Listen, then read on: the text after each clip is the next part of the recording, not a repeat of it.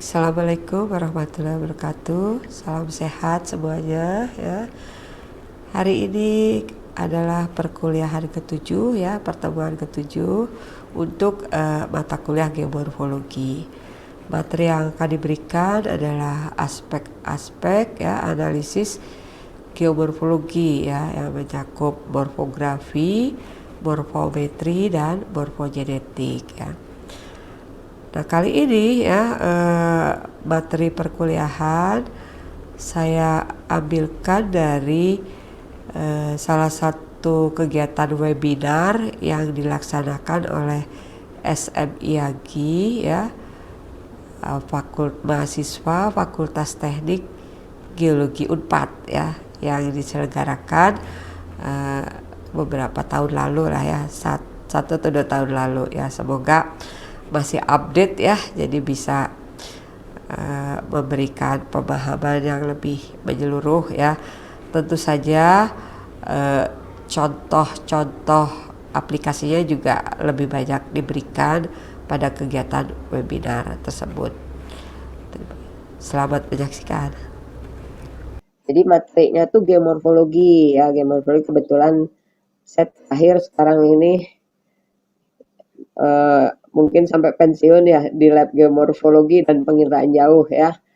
Nah ini temanya geomorfologi, morfotektonik ya, untuk penataan ruang juga kebencanaan. Nah ya, sebetulnya ini paling mudah ya kita eksplor mengenai geomorfologi ya, karena muncul di permukaan kan, berbeda dengan beberapa kaitannya aspek geologi lainnya ya, seperti struktur geologi, kemudian ada stratigrafi lapisan batuan ya, kemudian beragam potensi mineral, itu kan sebagian besar ada di bawah permukaan ya. Sementara geomorfologi itu bisa kita lihat ya, bisa kita saksikan ya, bisa kita eksplor di permukaan ya, melalui survei langsung ya, ke field ya, ke lapangan, bisa juga melalui media data ya, seperti citra satelit, peta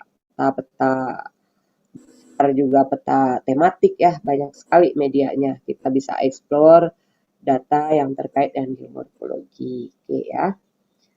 Kita perlu tahu juga ya. Nah, sebetulnya dalam menganalisis geomorfologi ya, untuk berbagai keperluan, diantaranya untuk tata ruang dan kebencanaan ya, ada 3 aspek sebetulnya ya, intinya ya. Ada morfografi, morfometri, morfogenetik ya. Nah, tiga-tiganya ya, kadang-kadang kita fokus di satu ya, tapi sebetulnya tiga-tiganya tidak kita sadari kita ungkapkan sebetulnya ya. Ya. Hanya saja barangkali tidak kita pilah-pilah ya, apa yang dimaksud dengan morfografi sebetulnya ya. Jadi ada 3 aspek ya. Nah, jadi deskripsi ya dari geomorfologi suatu daerah. Jadi kita mendeskripsikan ya, seperti apa sih, apa geomorfologinya ya. Itu morfografi masuknya ya. Nah, dalam ini ada pendataran, kemudian ada perbukitan ya. Plato, tahu plato? Plato itu dataran tinggi tapi sudah lanjut ya proses eksogennya, proses erosinya, jadi relatif stabil ya plato tuh ya. Ada beberapa contoh ya mengenai plato ini. Di Jawa Tengah itu ada yang terkenal Plato Dieng ya.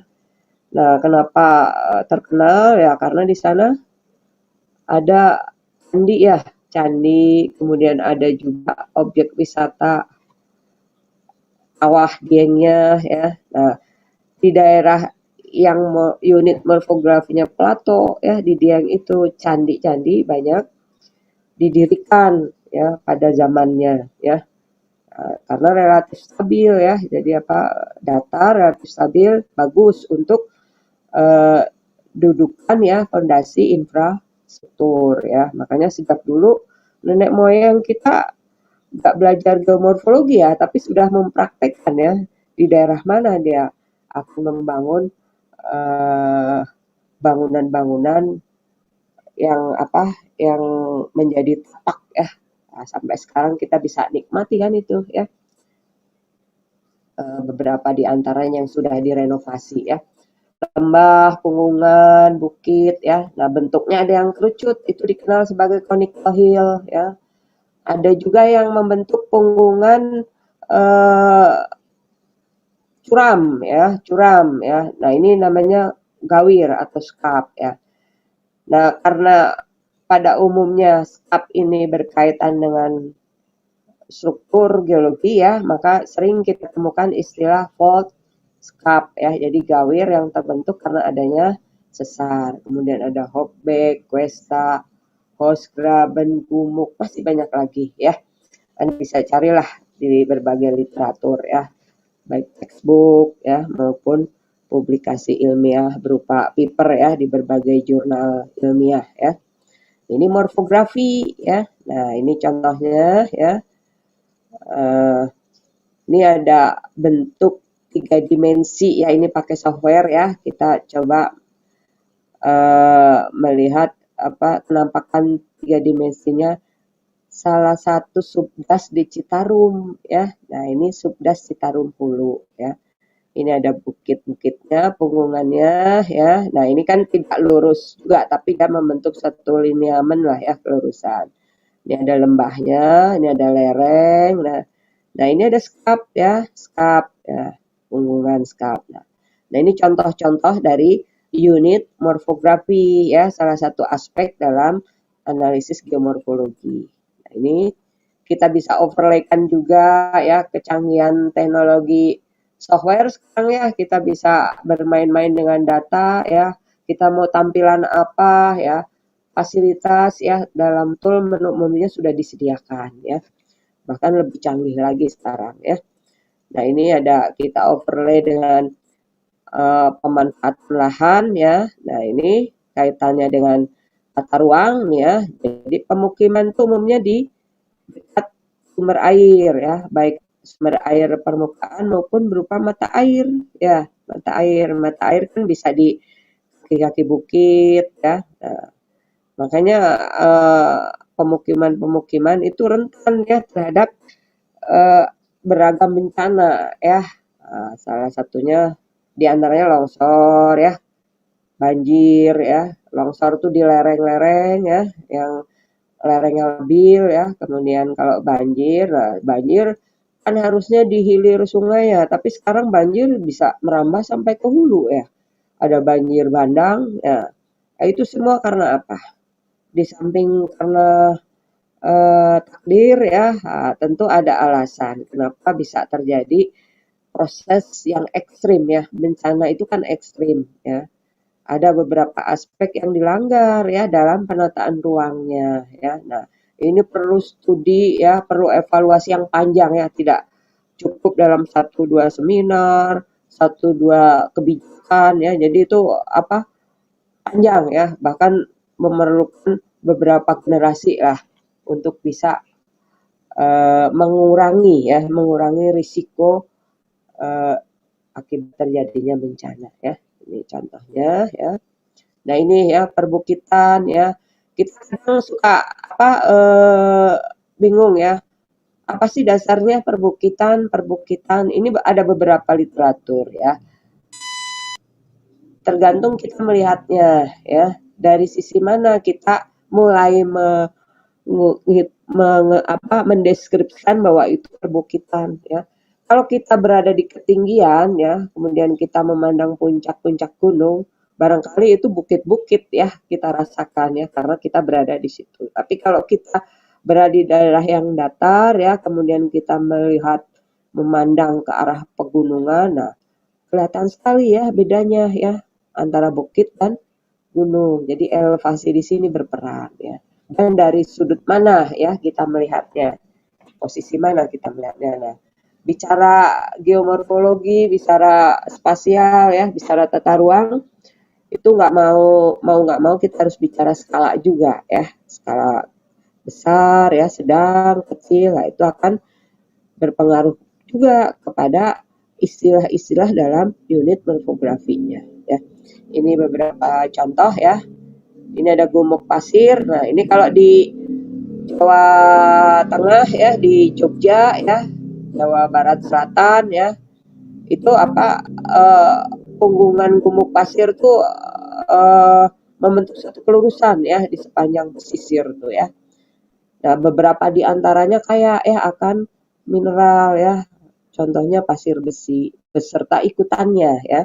Biasanya kalau pasir besi itu kalau dianalisis lagi di laboratorium ya, itu ada unsur-unsur tanah jarang ya ikut di situ ya. Tapi kalau itu kan tidak kasat mata ya. Kalau pasir besi barangkali masih kelihatan ya mengkilat ya, terus relatif berat kan ya. Jadi tanpa alat pun kita bisa tahu bahwa itu pasir bersih. Tapi ada beberapa unsur ya, tanah jarang itu agak sulit ya membedakan secara visual tanpa alat ya. Ini contohnya ya. Nah, ini contoh lagi, ini skap ya, skap. Nah, ini. Nah, membangun ya di bawah tebing ya, itu memang indah ya. Kita bisa lihat pemandangan, background ya, halaman belakang kita ya, tebing ya, curam ya. Nah, barangkali kalau kalau dikupas itu kalau geologi itu ya ada lapisan-lapisan batuan terlihat jelas ya, satu pemandangan yang elok ya. Tetapi ya kalau kita berpikir ya, bagaimana kalau lahannya labil, tanahnya labil ya, material penyusun lerengnya labil, ada guncangan sedikit ya, gempa tidak terlalu besar ya, atau guncangan dari kendaraan yang lewat di atasnya. Nah, biasanya tebing kan di atasnya juga ada infrastruktur jalan ya. Nah, itu bisa memicu kejadian sesaat longsor ya. Proses-proses yang ekstrim yang bisa mengakibatkan bencana ya bagi makhluk hidup yang ada di sekitar situ ya. Jadi dalam memilih lokasi ya, view jadi pertimbangan juga ya, apalagi kalau villa-villa ya. Tapi kita harus perhatikan juga ya. Intinya kan keselamatan nomor satu ya. Seperti ini aja pandemik ya. Hidup manusia itu diutamakan. Begitu juga dalam penataan ruang ya. Ya kalau pembeli rumah ya, villa ya, rumahan itu sih asal murah ya, enak ya, pasti ini ya, dia kurang paham ya barangkali potensi ancaman bencananya ya. Dia begitu yakin ya kepada developer. Nah, ini justru ya yang berperan di sini adalah ahli-ahli yang ada di pembangunan infrastruktur itu, termasuk mungkin Anda nanti ya sebagian bisa akan bekerja di bidang itu ya. Nah, ilmu dipakai ya, bukan hanya sekedar aspek ekonomis ya, menghasilkan untung yang besar, tapi aspek keselamatan nomor satu. Ini ya kesehatan ya nomor satu, entah sampai kapan tuh ya. Ini berlanjut kan semester ini juga daring lagi, pembelajaran daring, semua kegiatan daring. Aktivitas di kampus dibatasi ya, protokol kesehatan ketat. Nah, itu dalam rangka apa? Dalam rangka menghormati hak hidup ya, untuk selamat manusia ya, sampai sebegitu jauhnya ya kebijakan diterapkan. Nah, bagaimana dengan pembangunan infrastruktur ya mengenai tata ruang ya? Pemerintah sudah buat ya undang-undangnya ya terkait dengan tata ruang itu, Undang-Undang Nomor 26 Tahun 2007 ya. Atau ada yang terbaru lagi saya belum update juga. Itu mengenai penataan ruang, di situ jelas-jelas ya apa syarat-syaratnya, ya, apa acuannya, apa sanksinya ya. Ada hukum ya. Kalau kita melanggar undang-undang, hukum ada itu ya. Tapi di kita jarang itu bisa ditegakkan ya. Saya nggak tahu ya. Mungkin perlu proses itu ya, bisa berapa dekade, berapa generasi manusia baru bisa ya, baru bisa diterapkan berbagai kebijakan yang berpihak ya kepada keselamatan manusia ya. Kebencanaan ya, Undang-Undang Nomor 24 ya tahun 2007 ya. Jadi terkait dengan penataan ruang ya, aspek kebencanaan sudah diatur semuanya ya. Tinggal bagaimana ya follow up-nya, teknis pelaksanaannya ya di tatanan masyarakat bawah ya, menengah ya, sampai yang punya otorita ya, yang punya otorita, yang punya anggaran, yang punya kebijakan, ya, yang punya kewenangan untuk mengatur, kan harus terpadu ya dalam melaksanakan undang-undang tuh. Tidak bisa dari atas saja ya, dari bawah ya. Bahasanya juga akan berbeda ya bahasanya tuh ya. Bahasa kita memberikan pemahaman ke masyarakat kalangan bawah dengan latar belakang pendidikan yang beragam tentu akan berbeda-beda itu ya. Perlu keahlian khusus ya. Makanya ada kan ilmu sosiologi ya, ilmu komunikasi, ya itu tujuannya apa ya? Untuk bisa diterapkan ya. Semuanya ujungnya kan untuk keselamatan ya, kesejahteraan umat manusia, semuanya ke arah situ ya. Nah ini kalau kita ini di Bandung ya, ada citra ya, ini citra SRTM diolah dengan beragam shading ya dan penampakan visual itu terlihat jelas ya aspek morfografinya, ada skap ya. Barangkali Anda pernah ke Tangkuban Perahu ya, ke Lembang, nah Anda melewati jalur jalan ya yang memotong sesar itu ya. Jadi apa ada semacam breakthrough di situ ya di jalan itu ya. Nah, ini skap ya. Kemudian ada dataran tinggi ya. Jadi areanya relatif datar yang cukup luas ya, tapi pada elevasi ketinggian di atas 500 ya. Bandung ini sekitar 600-700-an ya. Nah, ini dataran tinggi ya. Kemudian ada conical hill ya. Conical hill itu bukit ya, tapi soliter ya. Membentuk semacam kerucut ya kalau di kerucut dibalik ya. Nah, soliter itu conical hill. Nah, kadang-kadang penampakan ini berjajar ya. Jadi soliter tapi berjajar membentuk kelurusan. Nah, itu data juga ya buat kita ya, buat kita sebagai apa? Orang yang berkecimpung di bidang geologi ya, Anda kan sebentar lagi juga jadi geologis ya. Nah, conical hill itu bisa terbentuk karena proses vulkanik, bisa juga karena karstifikasi ya di daerah Kars, daerah Gunung Kidul tuh ya. Banyak sekali itu ya. Kalau Anda menuju pantai, kiri kanan itu ada bukit-bukit segitiga kan, kerucut. Nah, itu bukan breksi ya atau intrusi ya yang menyusunnya, tapi apa?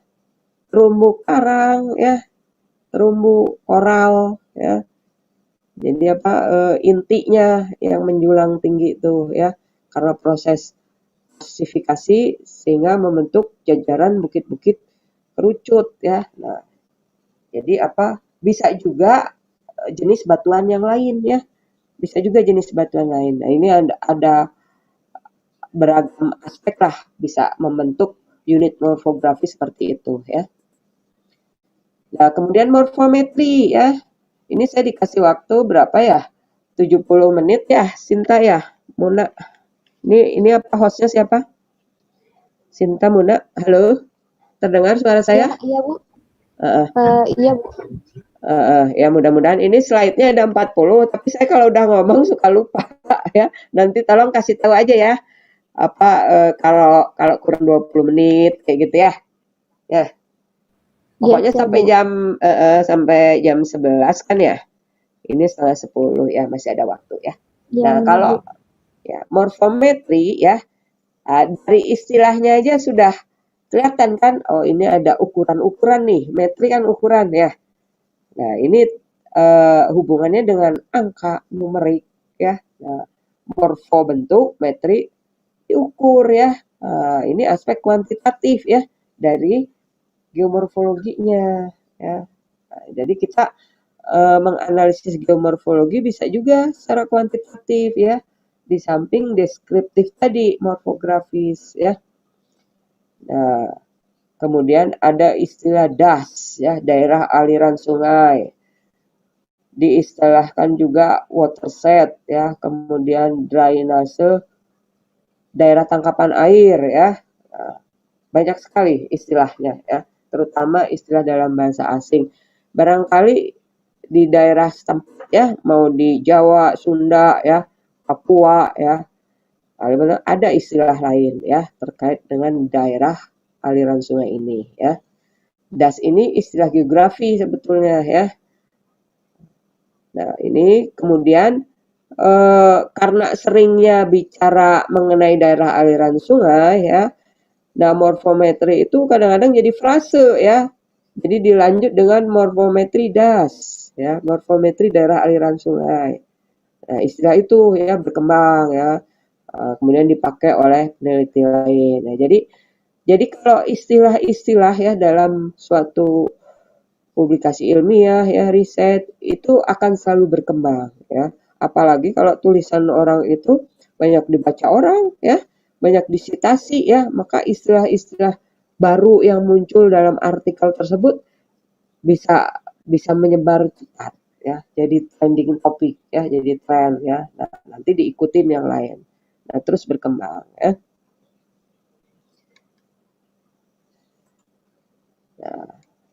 Nah, ini ya DAS kan biasanya alami ya. Tapi seiring dengan perkembangan zaman ya, waktu ya, itu populasi manusia kan terus bertambah ya. Dia perlu tempat ya, perlu fasilitas ya untuk bisa hidup layak ya. Bentar ya.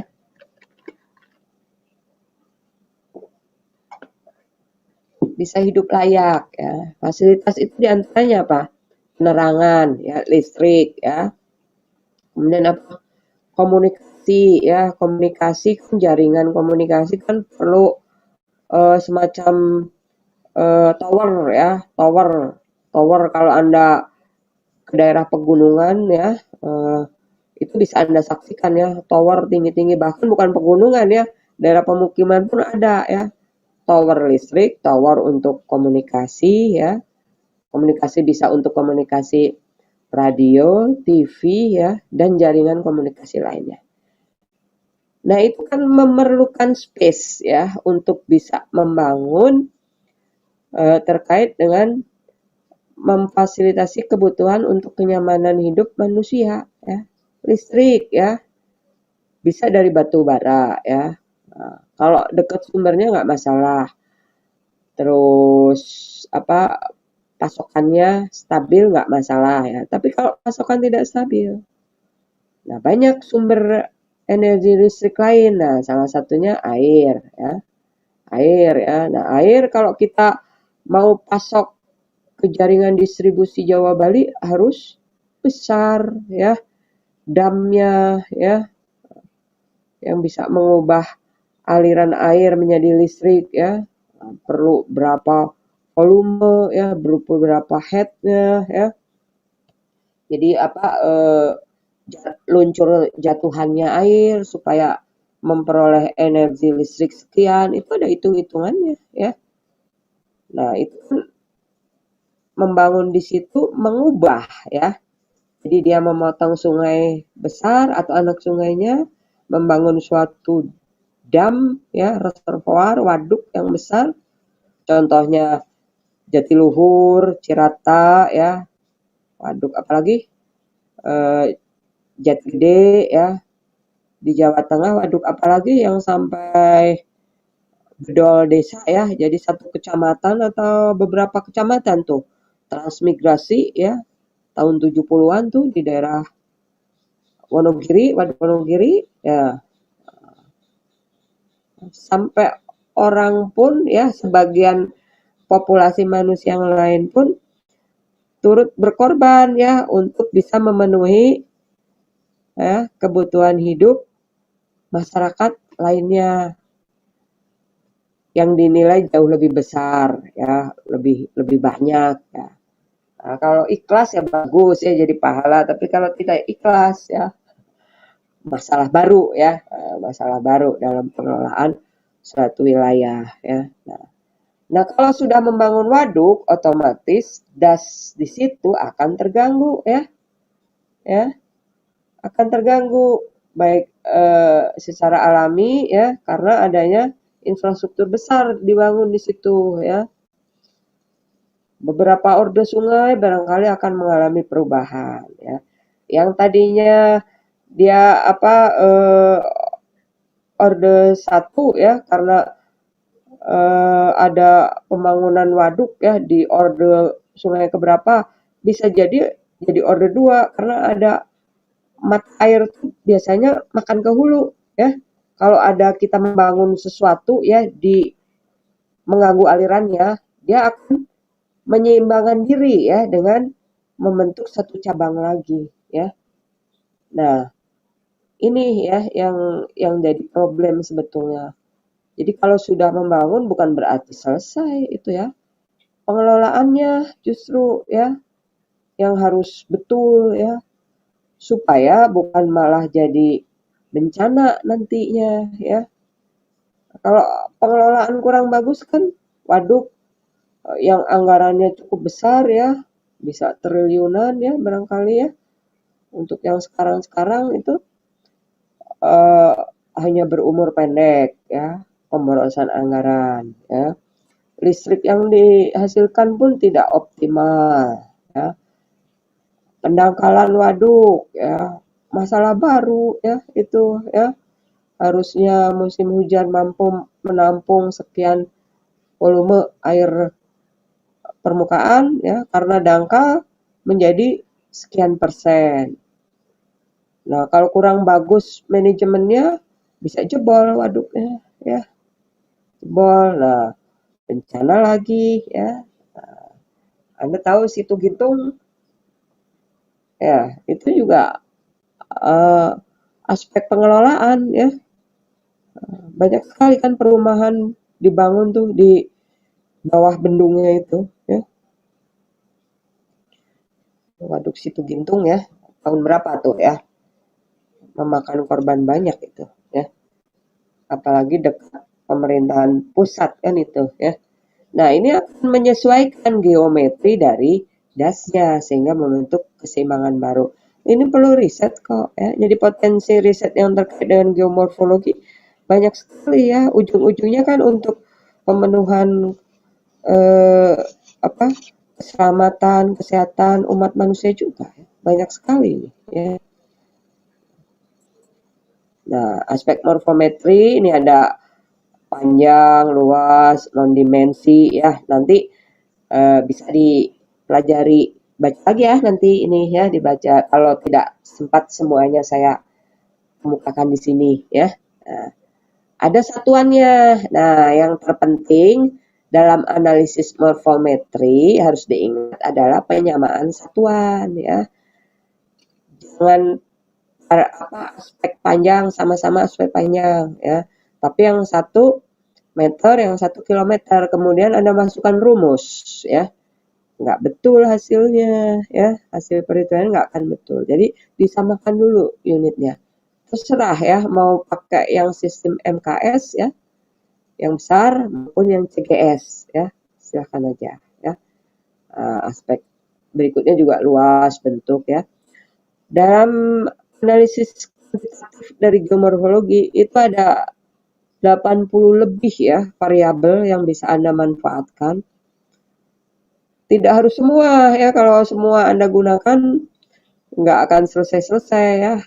Biayanya juga banyak itu ya kalau dalam suatu aspek kajian itu ya. Nah, dipilih mana yang erat kaitannya dengan tema yang akan Anda riset ya. Nah, ini ya, jadi pemilihan variabel yang 80 lebih ya, itu bisa perlu seni juga ya, perlu seni dan inovasi ya. Jadi biarpun sedikit variabelnya, tapi ternyata itu yang paling terkait erat, bagus ya. Variabelnya Anda ambil banyak sekali, tapi pinggirannya ya itu kurang bagus juga hasilnya ya. Jadi ini perlu seni juga ya dalam memilih banyaknya variabel dalam morfometri ya. Nah, ini luas ya, nanti ini lagi aja. Nah, ini relief ya, kekasaran das ya. Kasaran das itu biasanya bisa kontur ya, bisa aspek sungainya, jaringan sungainya, nanti di kerapatannya ya. Nah, bisa juga gradien ya, gradien kemiringan dasar sungainya ya dianalisis ya.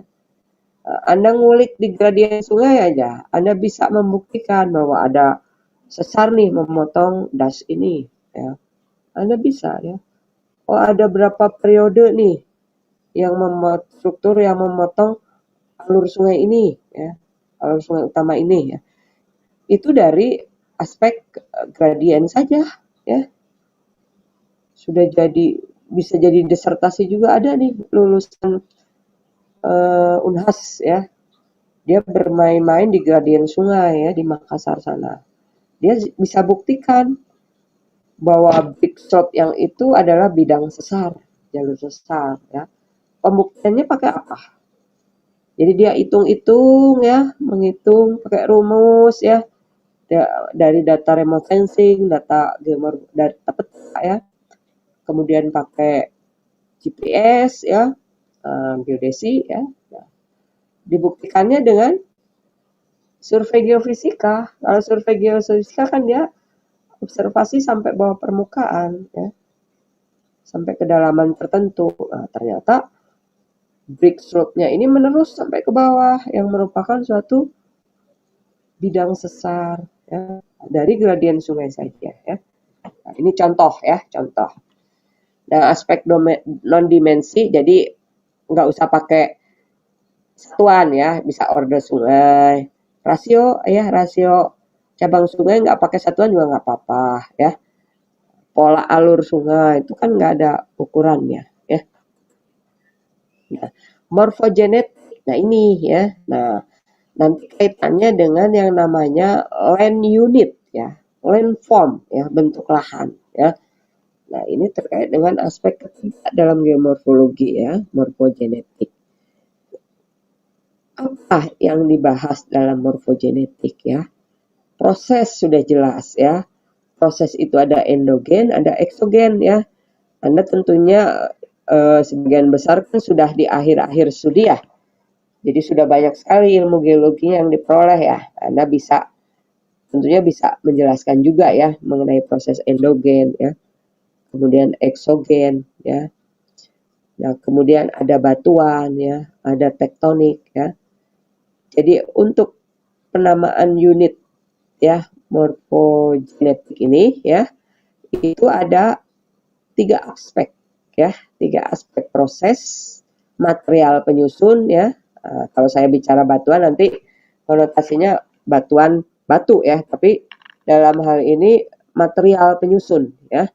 Kemudian tektonik ya, 3 hal ini ya, sehingga akan memberikan penampakan ya dari tekstur ya, tekstur bentuk alamnya, kemudian pola pengalirannya ya, akan membentuk unit-unit yang khas ya, yang unik ya, yang unik yang bisa menceritakan kejadian dari morfologinya, unit morfografinya. Nah, itu morfogenetik ya. Nah, ini contoh ya tentang alam. Tapi di alam Anda agak sulit ya menemukan ini ya. Jadi kalau geomorfologi lebih jelas memang kalau sudah dipindahkan ke kertas ya, ke komputer ya, Anda bisa ubah-ubah ya, bisa manipulasi sehingga jelas, diperkecil ya, diperbesar ya untuk memperjelas penampakannya. Nah, tapi kalau di alam Anda hadir di situ ya, agak sulit ya membedakan mana host ya, mana graben ya, mana host Anda sementara Anda berada di tengah-tengah hostnya ya, hostnya luas lagi kan, mana grabennya nggak kelihatan ya. Nah, sementara Anda di graben ya, hostnya kelihatan dinding, padahal kalau host itu kan dua sisi ya, menonjol ke permukaan bangunan positif ya, unit morfografi yang positif ya. Nah, jadi dari jauh ya Anda bisa lihatnya tuh ya, itu pun kurang jelas. Tapi kalau sudah dibawa ke monitor ya, ke kertas ya, Anda bisa putar-putar tuh ya, dari sisi mana ya, jadi lebih jelas unit-unitnya ya. Nah, host, graben ya. Nah, ini salah satu bentuk morfogenetik kan? Apa morfogenetiknya? Tektonik ya. Ini satu arah ya bicaranya. Jadi saya bicara dulu baru Anda nanti boleh bertanya ya. Halo? Iya, betul, Bu. Oh ya, oke. Ya. Nah, ini dari morfogenetiknya ya. Nah, ini ya. Oh, bagian daerah yang banyak bukit-bukitnya. Nah, ini kan sebetulnya dia suatu bentuk positif ya. Jadi bentukan yang relatif lebih tinggi ya. Hanging wall bentukan morfologi yang lebih rendah ya, lebih rendah. Nah, ini kalau seorang geologis ya, begitu dihadapkan gambar ini dia bisa cerita banyak ya. Proses apa yang terjadi di situ ya. Mana yang terdeformasi ya. Dominan kemana pergerakan sesarnya ya. Banyak sekali cerita ya dari kenampakan morfologinya ya. Jadi banyak sekali informasi ya yang bisa diperoleh. Berbeda kalau tidak punya background geologi ya. Nah, ya apa adanya yang di permukaan ya. Jadi ini satu kelebihan Anda ya kalau Anda concern di geomorfologi ya. Jadi Anda bisa cerita mengenai genetik morfologinya. Karena dengan mengetahui morfogenetiknya kita bisa membantu ya. Mungkin tidak seluruhnya dalam mengatasi akar permasalahan ya. Jadi misalnya ini sering terjadi banjir bandang nih di sini ya. Nah, Anda teliti tuh ya morfogenetik di situ ya, lahannya ya, landnya itu seperti apa sih kejadiannya. Anda ulik tuh ya, Anda teliti ya. Nah, oh ternyata begini. Nah, kalau Anda sudah tahu itu produk proses A, B, C, bagaimana mengurangi kerusakan-kerusakan yang timbul. Nah, Anda lebih tahu ya. Ada standarnya ya. Oh ternyata ini kalau mau ditempatin, dibangun infrastruktur harus rekayasa engineering ya, engineering. Nah, tidak semua morfologi ya, unit morfografi itu semuanya ini apa namanya tuh semuanya punya potensi tinggi ya untuk memberikan ancaman bencana ya, tidak. Itu kan segmentasi sebetulnya. Contohnya aja sesar Palu Koro ya yang kemarin menelan korban banyak sekali ya. Itu kan tidak satu jalur sesar itu kan panjang sekali ya, berkilo-kilo, berpuluh-puluh, bahkan beratus ribuan kilometer ada ya. Tapi tidak satu jalur itu aktif semua kan, bergerak semua. Dia tersegmentasi ya. Jadi energi juga ada batasnya ya. Tidak menunggu ngumpul dulu ya, berkumpul dulu, besar dulu ya, baru keluar ya. Di mana ada celah, energi akan keluar ya. Itu akan lebih bagus ya. Jadi lebih bagus energi dilepas sedikit-sedikit daripada sekaligus. Ya. Nah ini kan perlu penelitian juga ya. Terutama untuk sesar-sesar yang berpotensi aktif ya harus diteliti juga. Segmentasinya di mana. Jadi apa ada pemotongan ya. Jadi sesar kan ada order 1, 2, 3, ada yang saling berpotongan. Nah, itu kan di zona-zona perpotongan itu kan zona lemah ya. Zona lemah itu memungkinkan energi ya yang terbentuk karena proses di bawah permukaan bumi itu lepas melalui zona itu ya. Nah, dengan mengetahui lokasi-lokasi zona pelepasan energi, nah Anda bisa memantau ya, memonitoring perilaku dari sesar tersebut sehingga bisa mengurangi risiko ya, bisa kalau sewaktu-waktu bergerak ya. sewaktu-waktu bergerak, bisa meminimalisasi ya. Nah, ini penting ya terkait dengan penataan ruang ya. Nah, ini ya. Jadi bentukan-bentukan alam sendiri sudah memberikan informasi ya. Ini triangular facet ya. Nah, ini tadinya kan bidang sesar yang cukup besar nih. Karena ada proses eksigen berupa erosi ya yang barangkali sudah berlangsung ribuan ya, jutaan tahun barangkali ya. Zaman kuarter kan 1,8 juta tahun yang lalu ya. Nah, sudah berlangsung ya seperti itu, maka tidak heran ya kalau tidak sempurna lagi ya bidang sesarnya ya, skapnya ya. Sudah banyak coretan ya, torehan-torehan dari alur air permukaan ya, sungai ya. Nah, ini informasi juga nih ya. Anda bisa dikasih gambar ini sebagai seorang geologis pasti Anda bisa nulis banyak ya, bisa cerita banyak terkait dengan genetiknya ya. Ini juga sama ya. Nah, ini juga sama tuh ya. Jadi banyak sekali informasi geologi ya yang bisa diberikan oleh suatu bentukan alam ya, bentang alam, landscape ya. Banyak sekali informasinya. Nah, ini di Gunung Batu ya, tadi kan ada yang di Citra Bandung ya, Cekungan Bandung ya, dataran tinggi Bandung sekarang ini ya. Cekungannya sudah terisi material itu ya. Nah, ini Gunung Batu ya, ini salah satu bidang sesar lembang yang masih tersisa ya. Muncul ya, keras batuannya ini ya, lava nih ya. Kemudian ada juga ya yang tersisa Maribaya ya, air terjun tuh. Ini salah satu juga. Jadi di alam ya kita hanya temukan sepotong-sepotong ya bukti-bukti keberadaan struktur geologi. Nah, sebagai seorang geologis dari data yang terpisah-pisah harus bisa merekonstruksi ya kejadiannya ya, kejadiannya. Nah, ini morfogenetik sangat penting di sini ya.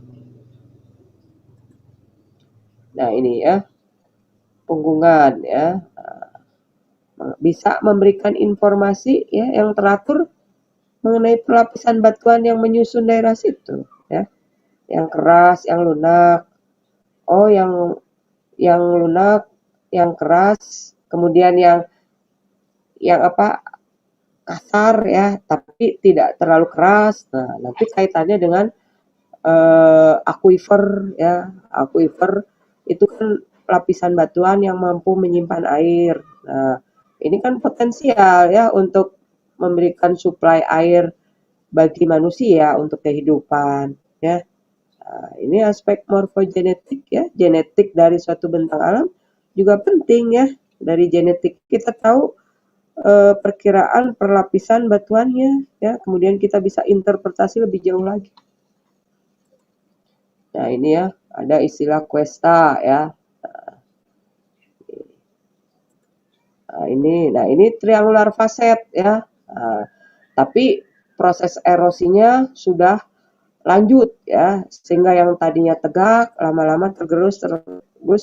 Nah, menjadi seolah-olah rebah ya bukitnya padahal habis ya. Habis tererosi ya ini ya. Tinggal sisanya ya. Nah, ya. Ini juga bisa memberikan informasi bawah permukaannya ya kalau kita teliti dan serius ya menelaahnya. Nah, ini ya kita bisa terlihat jelas di peta ya, di citra ya. Citra juga banyak sekali kan pilihan sekarang ya. Ada spot, ada Landsat, ada QuickBird ya, kemudian ada Iconos, banyak sekali ya. Banyak sekali vendor ya yang memproduksi permukaan bumi melalui citra satelit ya, explore ya. Dari yang akurasi tinggi ya, rendah ya. Bahkan sekarang bisa membedakan sifat-sifat mineral ubahannya ya. Nah, ini akan mempermudah geologis ya untuk kegiatan eksplorasi juga ya. Jadi lebih sempit daerah yang harus dieksplorasi di lapangan, itu akan efisiensi waktu dan biaya juga kan, tapi hasil bisa maksimal ya dengan bantuan geomorfologi ya, penafsiran citra ya. Nah, tadi geomorfologi, nah kaitannya dengan tektonik kita kembali lagi ya, mengulas mengenai tektonik, apa sebetulnya tektonik ya. Ada tektonik masa lampau ya, jejak-jejak tektonik masa lampau apa? Sesar-sesar yang kita bisa kenali melalui outcrop ya, sisa-sisanya ya. Nah, itu jejak tektonik masa lampau. Makanya ini struktur geologi ini terbentuk pada kapan ya? Oh, Miosen ya. Miosen, Pliosen, Pleistosen. Nah, itu kan bisa dianalisis dari jejaknya kapan terbentuk struktur itu ya. Itu masa lampau ya. Nah, tapi ada juga yang masih berlangsung sekarang. Nah, ini ditengarai pergerakannya oleh kejadian gempa bumi ya. Pusat-pusat gempa itu mencerminkan kedekatan dengan segmen dari suatu struktur geologi, bisa global ya. Global tuh tektonik lempeng ya, zona subduction ya, lempeng-lempeng tektonik. Bisa juga yang kecil ya, yang sesar-sesar yang ada di daratan ya. Nah, jejaknya itu berupa kejadian gempa bumi ya, cirinya yang sekarang ya. Nah, ternyata epicentrumnya diplot berada pada jejak struktur geologi yang umurnya sekian. Bisa saja ya, jadi sesar yang dinyatakan sudah tidak aktif ternyata bisa teraktivasi kembali ya, dipicu oleh proses geologi lainnya ya. Jadi apalagi kita di daerah pertemuan lempeng-lempeng tektonik ya, besar sekali pemicu sesar-sesar yang sebetulnya sudah tidak aktif bisa aktif lagi. Begitu juga dengan gunung api ya. Nah, ini jadi kembali lagi ke istilah tektonik ya, tektonik lempeng. Nah, itu dipelajari lagi. Nah, mengenai lempeng itu kan ada yang makroplate ya, ada megaplate ya, ada mikroplate ya, banyak sekali itu yang meneliti ya. Nah, itu bisa diulas lagi ya. Nah, kemudian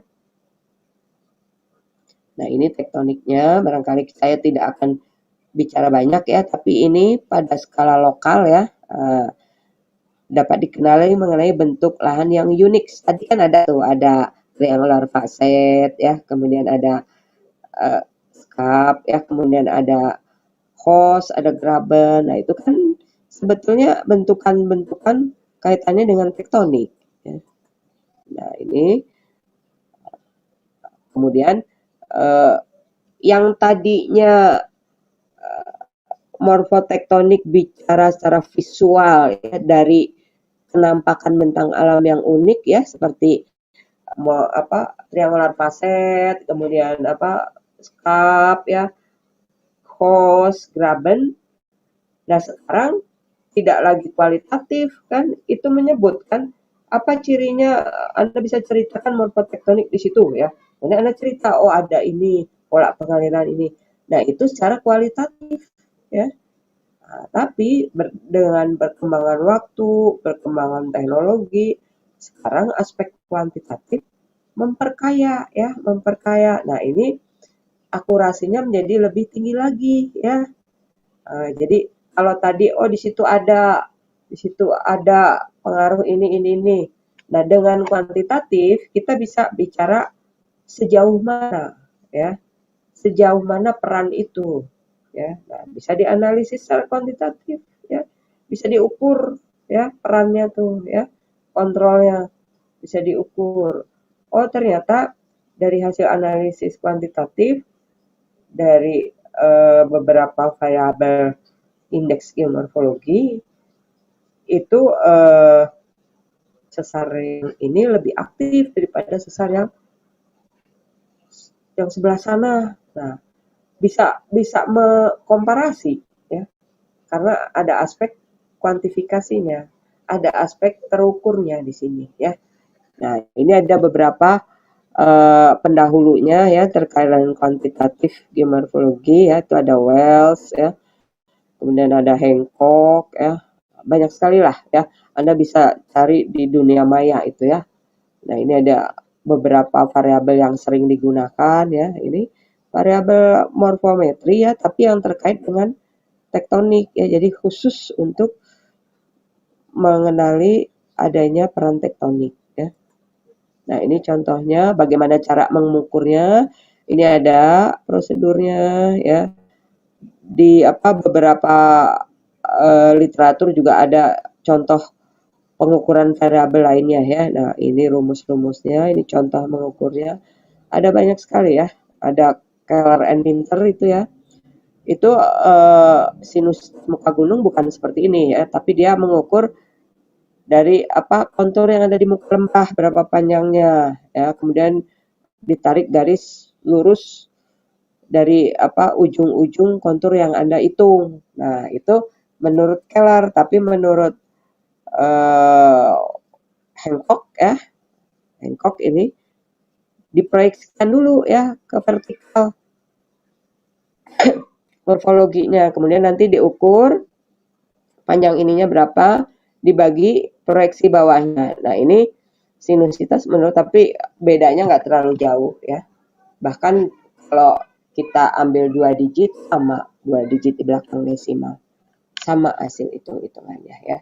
Hanya asumsi dasar seperti pada ketinggian berapa kita mengukurnya ya, menggunakan itu harus dikemukakan sebelumnya ya. Ini ada fase muka gunung, ada rasio lebar tinggi lembah ya, ada gradien sungai indeksnya ya, ada basin analisis, banyak sekali ya. Jadi untuk menganalisis kejadian basin itu mengalami uplift itu ada namanya basin BS ya, basin analisis ya. Jadi kita analisis dari berbagai aspek, nanti kita tahu ada uplift di sini, oh tidak ada uplift, oh upliftnya di daerah hulu ternyata ya.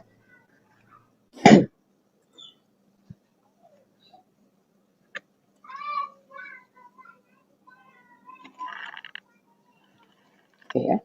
Nah, ini ada klasifikasi ya derajat aktivitas tektonik ya dari sinusitas muka gunungnya tadi ya.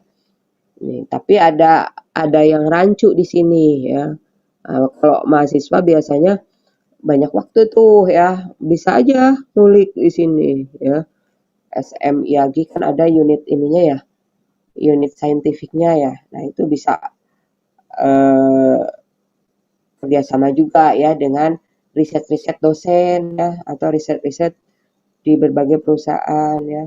Apalagi kalau punya payung hukum ya, bisa dapat pekerjaan juga ya, bisa untuk membiayai aktivitas kemahasiswaan Anda ya sebagai bagian dari sivitas akademika ya. Jadi tidak tergantung Unpadnya, tapi Anda bisa mencari sendiri, itu lebih bagus ya.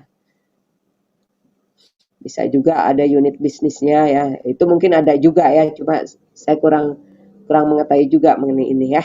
Oke, nah ini cirinya seperti apa. Nah, jadi dikarakterisasi ya. Jadi kalau yang tektonik aktif dengan nilai sekian, cirinya apa ya. Nah, ini ciri-ciri di morfologinya, di bentang alamnya, di landscape-nya. Nah, kalau yang lemah seperti apa? Ya. Kalau yang tinggi itu jadi proses tektoniknya masih dominan dibanding erosinya ya. Ini dicirikan oleh unit-unit morfografi yang seperti ini. Ini yang ini. Kalau yang tidak, nah ini tinggal sisa-sisa ya. Seperti plato ya, yang tadi plato itu kan sebetulnya host ya, itu host. Jadi host graben plato itu host, cuma sudah datar sekali ya. Plato itu sudah tidak aktif alias stabil. Nah, hal-hal seperti ini diperlukan ya dalam pemilihan daerah untuk penataan ruang ya, penataan ruang. Nah, jadi kalau daerah yang merupakan ancaman bagi populasi penduduk di situ, ya konservasilah ya. Atau kalau dipaksa harus dibangun, engineering ya. Engineeringnya juga ada standarnya ya. Kalau seperti ini engineeringnya harus sekian. Nah, makin tinggi engineering itu makin tinggi biayanya. Nah ini perusahaan tentu nggak mau kan cost terlalu tinggi, maunya yang cost rendah ya, infrastruktur terbangun bagus ya, aman, maunya seperti itu. Tapi kan tidak ada ya. Jar basuki mau beo ya. Jadi semua itu perlu biaya ya. Makin kita ingin nyaman, makin tinggi biaya yang harus dikeluarkan. Sama ya. Makin tinggi kita ingin aman, makin tinggi ya. Nah, makanya dalam penataan ruang tuh diprioritaskan ya daerah-daerah yang stabil dulu ya, yang stabil untuk dibangun ya. Sementara yang kurang stabil dievaluasi lagi ya, bagian mana yang boleh dibangun, bagian mana yang mutlak harus dikonservasi, dilarang ada pembangunan di situ ya. Nah, ini klasifikasi lagi ya. Nah, ini ada pendekatan VF tadi ya, jadi ada lebih dari ini. Nah, ini barangkali nanti Anda temukan angka ada yang 100 ya, ada yang 800. Bisa aja Anda bagi lagi. Anda nggak cukup membagi 4 ya. Kebetulan saya juga masih riset ya yang pembagian-pembagian ini karena di setiap tempat berbeda-beda. Jadi berbeda-beda. Jadi kalau kondisinya seperti ini ya ternyata dia hanya mencerminkan 3 level ya. Seperti ini lebih banyak level ternyata makin luas area yang kita teliti ya. Nah, ini bandingannya ya. Nah, ini beberapa aspek lain ya yang bisa Anda teliti ya. Jadi bukan hanya tadi ya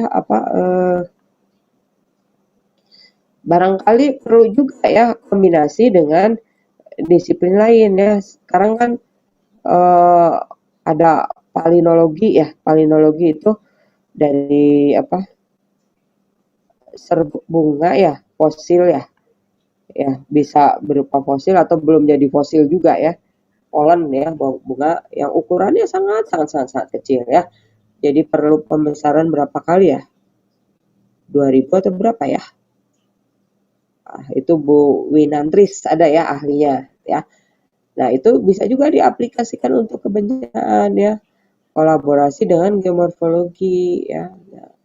Nah, ini sebetulnya sesar lembang aktif juga dari riset-riset paleomorfologi tuh. Jadi daerah itu dulunya apa gitu ya. Teliti, oh ternyata dari sisa-sisa unit morfografi yang sudah terpendam sebagian ya, itu ditengarai bahwa di situ ada sesar yang umurnya sebetulnya sudah lama ya, tapi masih aktif ya. Taunya bergerak apa? Nah, dari isian-isian sedimen ya, yang Anda tahu kan pull apart basin ya. Anda sudah dapat kan ya pull apart basin di tektonik itu ya. Jadi cekungan-cekungan sedimentasi yang terbentuk karena adanya pergerakan sesar ya. Nah, kalau sesarnya besar, pull apart basinnya gede-gede kan, tarikannya cekungan pengendapan gede-gede itu ya, bisa danau-danau purba tuh ya, besar-besar. Tapi kalau sesarnya kecil ya, pendek saja gitu ya. Kalau harus membentuk suatu cekungan yang ya itu relatif kecil. Nah, begitu juga sesar lembang tuh ada ya pull apart basinnya. Namanya seg pond ya. Jadi kolam-kolam pengendapan lah, ukurannya tuh ya ukuran kolam seperti apa ya. Nah, itu namanya seg pond. Nah, sudah terisi oleh sedimen ya, asalnya dari erosi ya, kalau musim hujan kan ada air ngalir ya. Nah, masuk ke cekungan pengendapan itu. Nah, kalau terjadi pergerakan ya, nah otomatis materialnya kan ada yang hancur ya, otomatis material yang masuk ke cekungan pengendapan segmen tadi besar-besar ya, kasar, tidak teratur ya, gimana arus turbit lah ya. Nah, tapi kalau sesar itu tidak bergerak tenang ya, endapannya akan halus ya, pelan kan, pelan, makin jauh makin halus. Nah, dari perselingan itu bisa diketahui ada berapa kali pergerakan itu yang terekam ya. Nah jadi kombinasi ya. Jadi perlu di ilmu lainnya ya untuk bisa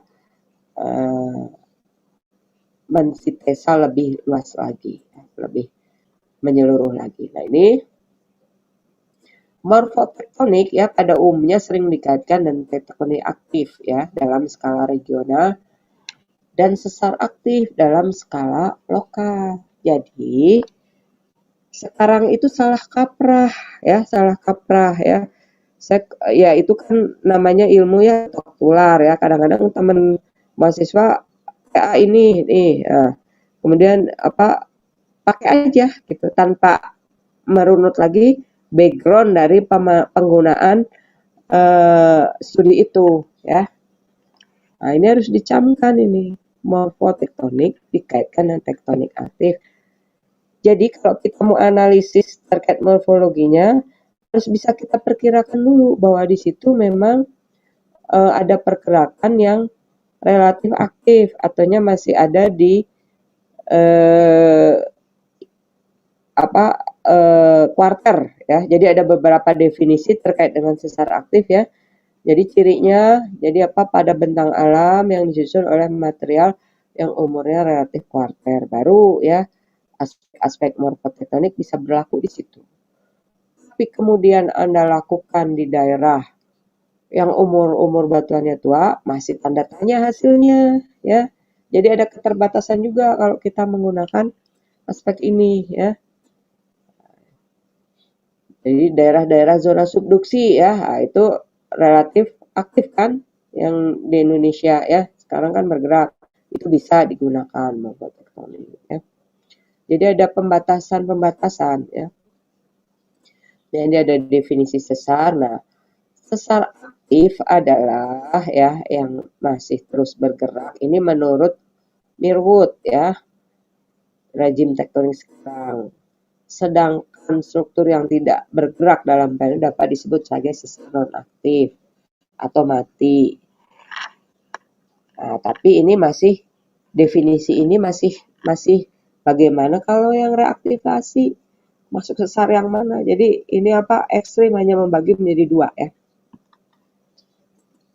Nah ini ya klasifikasi aktivitas sesar ya. Nah ini ya berdasarkan umurnya ya. Nah yang disebut dengan aktif itu Holocene ya. Ini 10.000 malah ya. 10.000 ya. Nah kemudian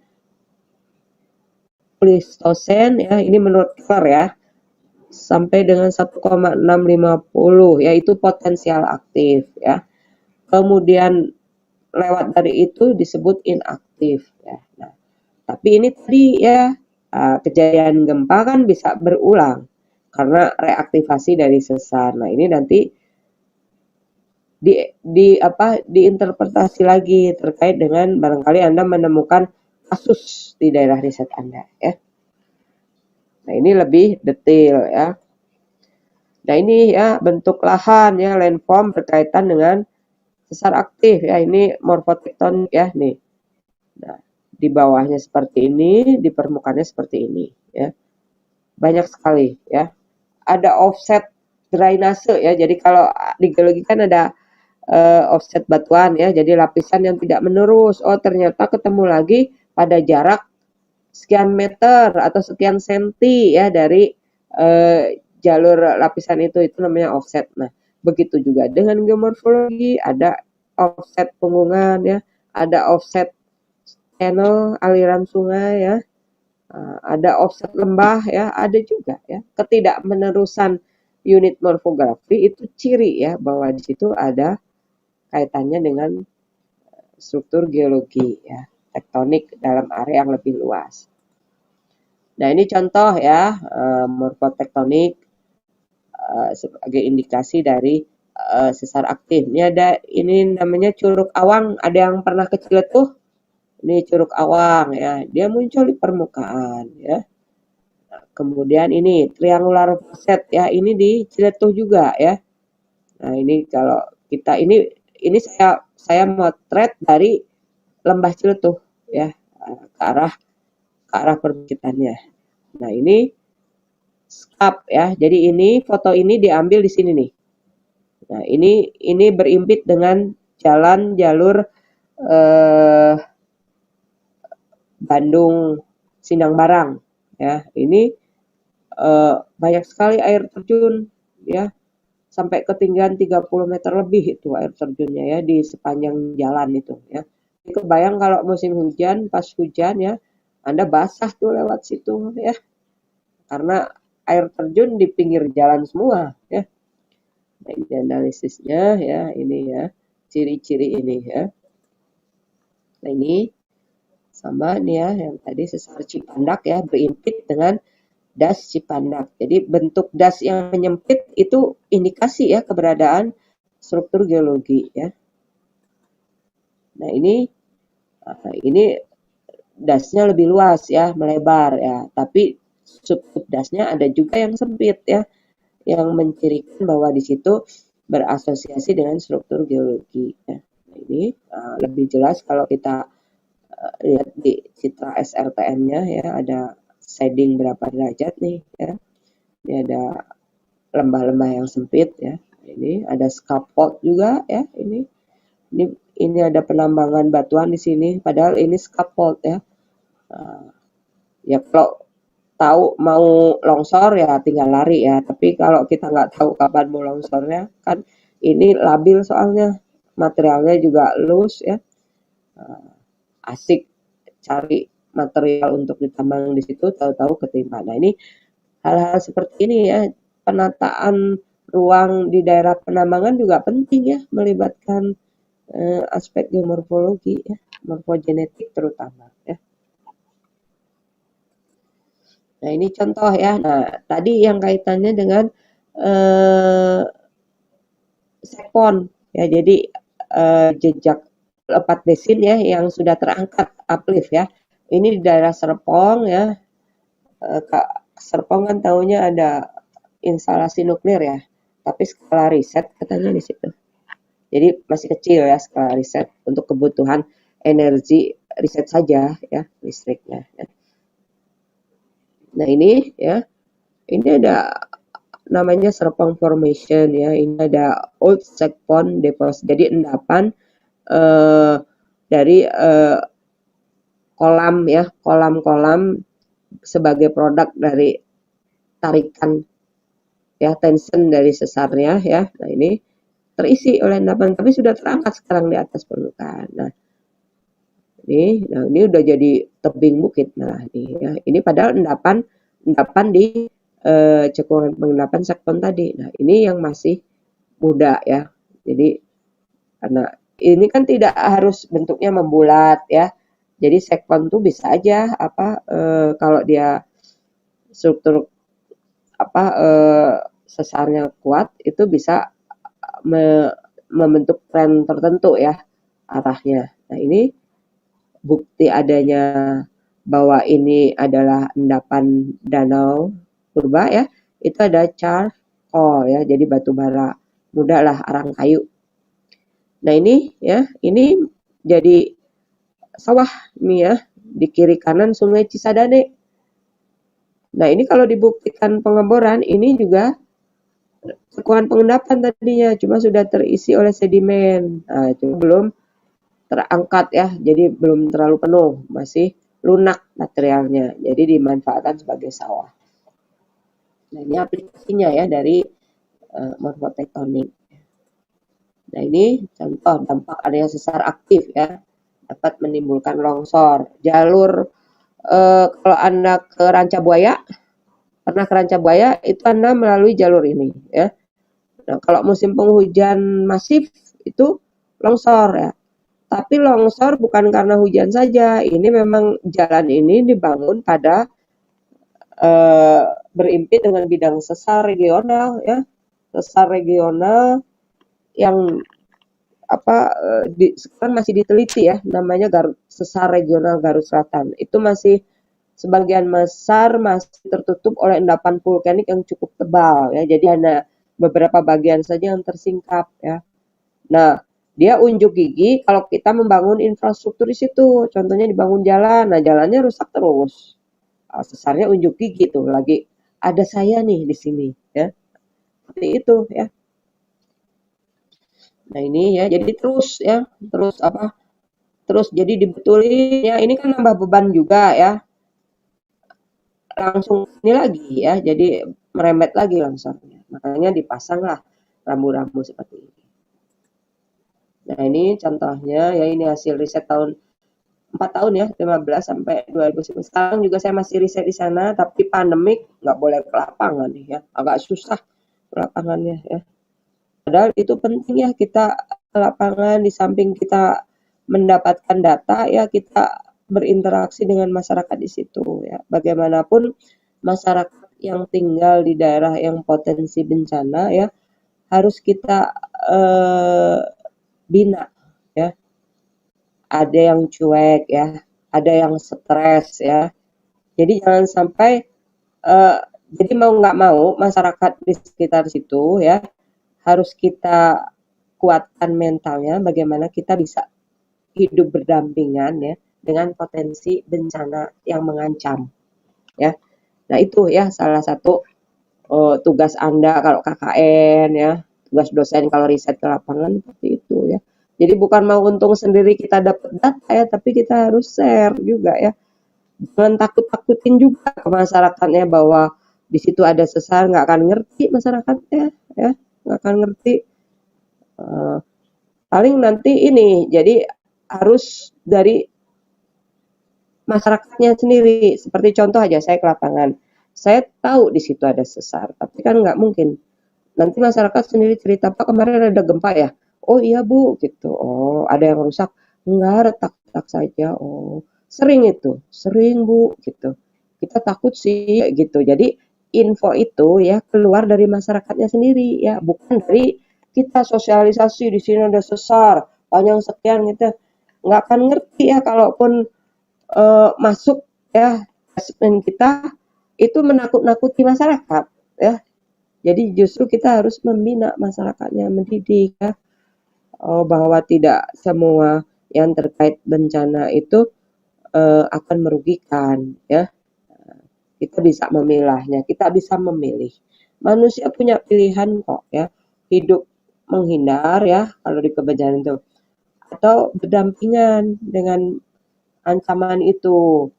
Kalau ciri-cirinya akan lewat dulu tuh ya ancamannya, menyingkirlah dulu. Nanti kan itu ada periodenya, kembali lagi ke situ. Itu kan salah satu mitigasi bencana juga ya. Nah, ini juga perlu diberikan ke masyarakat ya. Nah, ini contoh ya.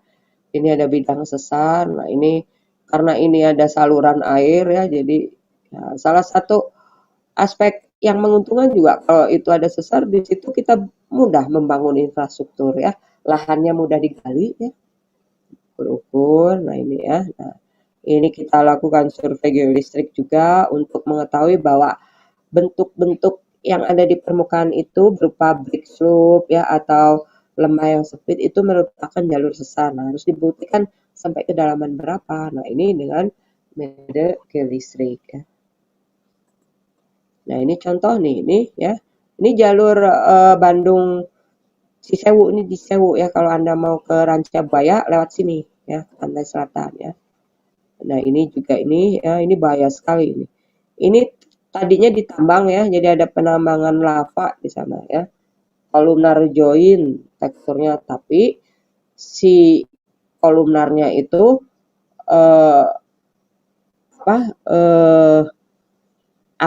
arahnya itu arah jalan ya. Jadi bahaya kalau longsor ya langsung melorot semua itu ya, tiang-tiang itunya ya, kolumnarnya tuh ya. Nah, makanya sekarang dilarang nih ditambang ya. Nah, ini ya. Nah, ini satu rumah ambles nih. Di bawahnya ada mikrohidro ya. mikrohidro milik perusahaan asing di sini ya. Nah ini ya tidak melibatkan geologi juga, main bangun aja di situ karena airnya banyak katanya. Tapi ternyata airnya kadang-kadang saat juga ternyata infiltrasi masuk melalui zona sesarnya ya di Sungai Cisanggunya itu ya. Nah, jadi ada hal-hal yang perlu diperhatikan juga dalam kegiatan eksplorasi untuk pembangunan mikrohidro, mini hidro, waduk ya. Sesarnya berupa retakan ya, atau shear atau itu kan apa tension kan. Nah, ini kaitannya dengan tadi ya. Nanti rekayasa atau engineeringnya seperti apa harus dilakukan. Kalau kita tahu genetik di situ kan, genetik morfologi di situ. Ya. Nah, ini ya hasil analisis sementara kita bisa usulkan daerah-daerah pengembangan di situ ya. Pengembangan wilayah, nah pusat-pusat pertumbuhan ekonomi ya. Jadi kalau ada keramaian ya, ada penemuan terkait dengan potensi itu di situ ini apa namanya teh, datanglah masyarakat. Jadi di Cisewu sendiri itu ada namanya Sirasewu ya, ada semacam mata air membentuk danau ya, mata airnya banyak sekali di situ ya. Makanya disebut Cisewu. Si itu air ya, sewu 1000, banyak sekali ya mata air di situ ya. Banyaknya pendatang di situ, penduduk setempat tidak terlalu banyak ya. Nah, ini pusatnya ini ada di Surade ya, ada di Cisolok, Agrabinta, Sindang Barang ya, pusat Cidaun. Nah, sekarang juga terbukti kan berkembang Ranca Buaya ya, Pamengpeuk ya, Cipatujah itu kan daerah-daerah pengembangan wisata ya. Nah, kemudian Bung Bulang ada apa di sana? Ada tambang. Ada tambang batu mulia. Itu juga perekonomiannya juga lumayan ya pergerakannya. Nah, kemudian di Tanggeng ini ada daya tarik juga, di situ ada potensi emas juga ya. Singajaya ya, ada juga tuh. Karangnunggal ada, kalau Karangnunggal Tasik Selatan ya. Kalau dulu itu ada kegiatan kuliah lapangan kalau sudah mulai masuk endapan mineral ya ke arah sana. Di sana kita bisa membedakan mana yang apa semacam dia masuk sebagai dalam apa urat ya emasnya ya, atau di sini ada contoh-contohnya di Karangnunggal ya. Dulu nggak tahu sekarang masih ke situ nggak kalau kuliah lapangan ya. Nah, itu yang bisa saya sampaikan ya. Baik, mudah-mudahan tadi yang sudah disampaikan dalam webinar ya bisa diserap ya dan lebih bisa dipahami ya dibanding kita langsung perkuliahan di kelas ya. Nah, terima kasih ya untuk kuliah hari ini, saya cukupkan sampai di sini ya. Wassalamualaikum warahmatullahi wabarakatuh.